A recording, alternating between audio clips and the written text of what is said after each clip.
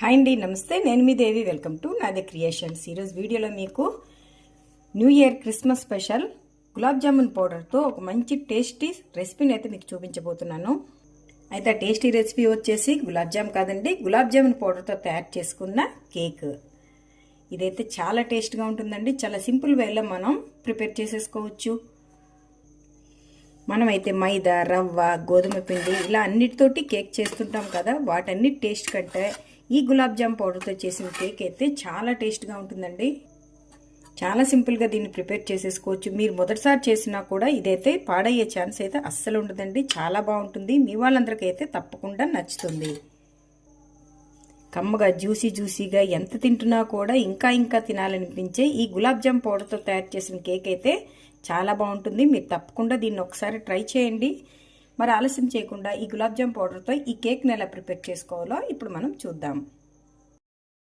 మరి కేక్ కోసం అయితే ముందుగా మనం బ్యాటర్ని ప్రిపేర్ చేసుకుందాం. ఇలా ఒక బౌల్ తీసుకుని దాంట్లో ఒక స్ట్రైనర్ని పెట్టేసుకోండి.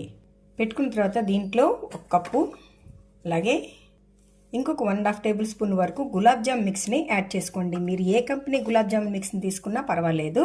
ఇప్పుడు దీన్ని మొత్తం ఇలా జల్లించేసుకుందాం. ఎందుకంటే దీంట్లో మనకు గడ్డలు ఎక్కువగా ఉంటాయి కాబట్టి ముందుగా దీన్ని ఇలా జల్లించేసుకుంటే మనకు పిండి అనేది ఫ్రీగా వస్తుంది. ఇలా జల్లించుకున్న తర్వాత దీంట్లో 2 టేబుల్ స్పూన్ల వరకు గోధుమ రవ్వని, అంటే మనం సూజీ అంటాం కదా, ఉప్మా చేసుకుంటాం, ఆ రవ్వని యాడ్ చేసుకొని ఒక పించ్ ఆఫ్ సాల్ట్ని వేసేసి ఇవన్నీ బాగా కలిసేంత వరకు ఇలా విస్కర్తో కలిపేసుకోండి. అంటే మనకి గోధుమ రవ్వ అలాగే గులాబ్ జామున్ మిక్స్ అనేది బాగా మిక్స్ అయిపోవాలి. అవన్నీ బాగా మిక్స్ అయిపోయిన తర్వాత దీంట్లో 1 కప్పు వరకు కాచి చల్లార్చిన పాలని యాడ్ చేసుకోండి. ఈ కేక్ తయారీ కోసం అయితే అన్నీ ఒకే కప్తో మెజర్మెంట్ తీసుకుంటే మీ కేక్ అనేది పర్ఫెక్ట్గా ఫస్ట్ టైం అయినా చేసేస్తారు.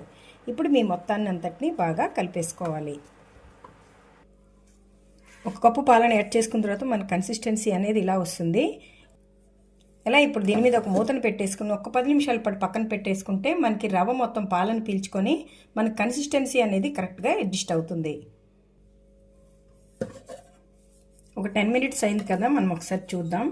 ఇది చూడండి, రవ్వ మొత్తం మనకి పాలను పీల్చుకొని మనకి ఇలా రెడీ అయింది. ఇప్పుడు దీన్ని పక్కన పెట్టేసుకొని ఇలా ఒక మిక్సర్ జార్ని తీసుకుని దాంట్లో 1/2 కప్పు వరకు పెరుగు, గట్టిగా ఉండే పెరుగుని యాడ్ చేసుకోండి. ఒక 1/4 కప్పు వరకు పంచదార, ఒక 1/4 కప్పు వరకు ఫ్లేవర్లెస్ ఆయిల్ తీసుకొని మనం వేసిన పంచదార అంతా బాగా మిక్స్ అయిపోయి మంచి నురుగు వచ్చేంత వరకు దీన్ని మిక్సీ పట్టేసుకోండి. చూడండి, మనకి ఇది మొత్తం ఇలా నురుగులా వచ్చేసింది కదా. ఇప్పుడు ఈ బ్యాటర్ మొత్తాన్ని ఇందులో మిక్స్ చేసేసుకుందాం. ఇప్పుడు ఇందులో 1 స్పూన్ వరకు బేకింగ్ పౌడర్, ఒక 1/2 స్పూన్ బేకింగ్ సోడా, ఒక 1/2 స్పూన్ వరకు వెనిలా ఎసెన్స్ వేసేసుకుని ఒకే డైరెక్షన్లో కానీ లేదా కట్ అండ్ ఫోల్డ్ మెథడ్లో కానీ మొత్తాన్ని బాగా కలిపేసుకోండి. ఇలా మొత్తం కలిపేసుకున్న తర్వాత ఈ బ్యాటర్ని మనం ముందుగా గ్రీజ్ చేసి పెట్టుకున్న ఈ బౌల్లోకి వేసేసుకుందాం. తర్వాత 2-3 టైమ్స్ దీన్ని ట్యాప్ చేసేయండి. మనకి ఎయిర్ బబుల్స్ ఏమైనా ఉంటే పోతాయి. ఇప్పుడు ఇలా రెడీ చేసుకున్న ఈ బౌల్ని మీడియం ఫ్లేమ్లో 10 మినిట్స్ ప్రీ హీట్ చేసుకున్న ఈ కుక్కర్లో ఇలా పెట్టేసుకొని అంచులు తగలకుండా జాగ్రత్తగా అడ్జస్ట్ చేసేసుకోండి. ఇలా పెట్టేసుకున్న తర్వాత దీని మీద ఒక మూతను పెట్టేసి హీట్ అనేది బయటికి పోకుండా జాగ్రత్తగా దీన్ని అడ్జస్ట్ చేసుకొని అవసరమైతే ఇలా ఒక వెయిట్ పెట్టుకొని 40 to 45 మినిట్స్ పాటు లో ఫ్లేమ్లోనే బేక్ చేసుకోండి.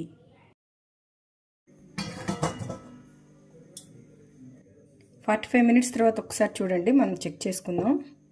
ఇలా మనకేమీ అంటకుండా వచ్చేసిందంటే మనకి చక్కగా బేక్ అయినట్టు. ఇప్పుడు స్టవ్ ఆఫ్ చేసేసుకొని ఈ కేక్ బౌల్ని బయటకు తీసేద్దాం. ఇప్పుడు ఇది చల్లారేంత వరకు దీన్ని పక్కన పెట్టేసుకొని ఇలా ఒక గిన్నెని పెట్టుకుని దాంట్లో 1/2 కప్పు వరకు వాటర్, ఒక 1/2 కప్పు వరకు షుగర్ని వేసేసుకొని ఇప్పుడు ఈ షుగర్ అంతా ఈ వాటర్లో డిజాల్వ్ అయ్యేంత వరకు ఇలా కలుపుతూ ఉడికించుకోండి. మనకి షుగర్ మొత్తం మెల్ట్ అయిపోయింది. ఇది ఒక జస్ట్ 2 మినిట్స్ పాటు ఇలా ఉడికించుకుంటే చాలు. మనకి ఏ పాకం రానవసరం లేదు. మనకు 2 మినిట్స్ ఉడికిపోయిందండి. ఇది ఇప్పుడు స్టవ్ ఆఫ్ చేసేసుకొని ఇది కంప్లీట్గా కూల్ అవనిద్దాం. ఇది మనకి కంప్లీట్గా కూల్ అయిపోయింది. ఇప్పుడు దీన్ని వేరే ప్లేట్లోకి ట్రాన్స్ఫర్ చేసేద్దాం. ముందు కొద్దిగా ఈ అంచుల్ని ఇలా స్క్రాప్ చేసేసుకోవాలి.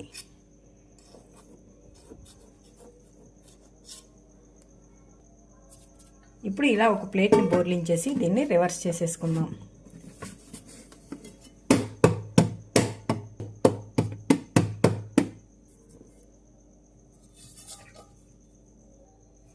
మనకి చూడండి చక్కగా కేక్ రెడీ అయిపోయింది. ఇప్పుడు దీన్ని తిప్పేసుకుందాం. ఇప్పుడు కట్ చేసేద్దాం.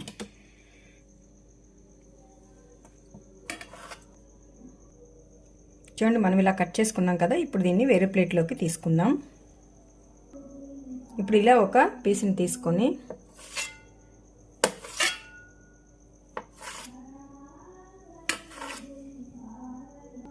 ఇలా మీకు కావాల్సిన పీసెస్ని తీసుకొని దాని మీద మనం తయారు చేసుకున్న ఈ షుగర్ సిరప్ని వేసేసుకుందాం. ఇది మీరు ఎప్పుడు సర్వ్ చేసుకునేటప్పుడు అప్పుడే వేసుకోండి.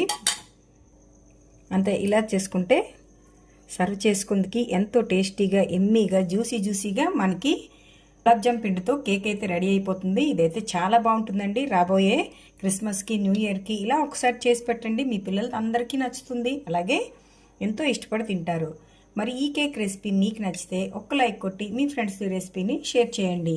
మరిన్ని టేస్టీ రెసిపీస్ కోసం నాదే క్రియేషన్స్ని సబ్స్క్రైబ్ చేసుకోండి. Thank you for watching.